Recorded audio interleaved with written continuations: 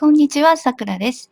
今日はご覧の材料を使って和食の定番の肉じゃがを作っていきます。まず、玉ねぎの皮を剥いていきます。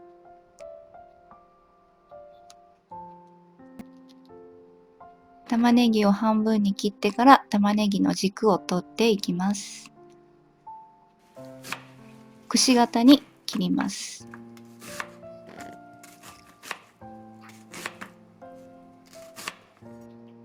切った玉ねぎをざるに入れて置いておきます。次にじゃがいもの皮を剥いていきます。煮物にはメークインの方が合ってるとは思うんですけれども、私はホクホクした食感が好きなので、今回は男爵を使っています。じゃがいもを一口大に切っていきます。切ったじゃがいもはこの後さっと水に、浸します。これは表面についたでんぷんを取るためにこうしています。これをざるに上げておきます。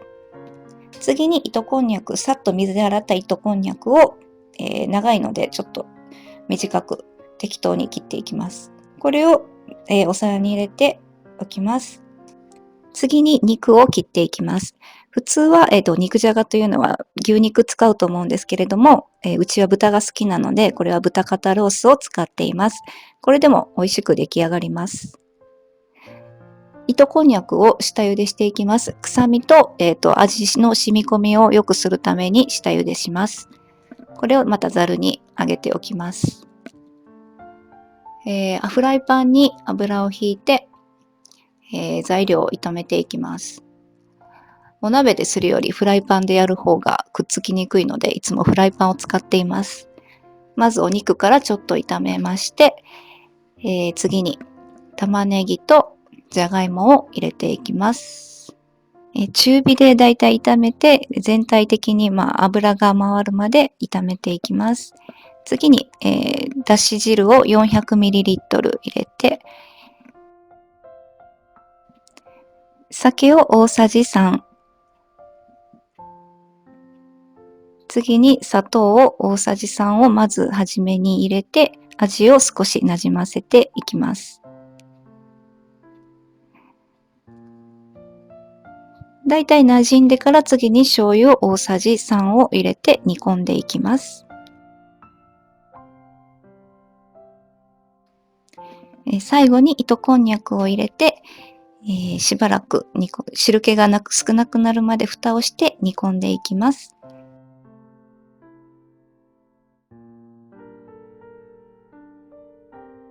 今回20分か25分ぐらい煮込んで、だいたいこんな感じに汁気が少なくなって、じゃがいもにも火が通ってる感じになりました。これで出来上がりになります。肉じゃがは、出来たての熱々よりも少し冷ました方が味の染み込みがいいので、少し冷ましてから器に盛っていきます。彩りで、絹さやを今回飾ります。その方がちょっと美味しそうに見えますよね。じゃがいもと、豚肉を使っているので、とても満腹感があるので、いつもうちはお魚と合わせて食べています。今日のご飯は、今回の肉じゃがと塩サバと、大根、白菜、しめじ、油揚げのお味噌汁と、ほうれん草のおひたしとご飯になっています。最後までご視聴いただきありがとうございました。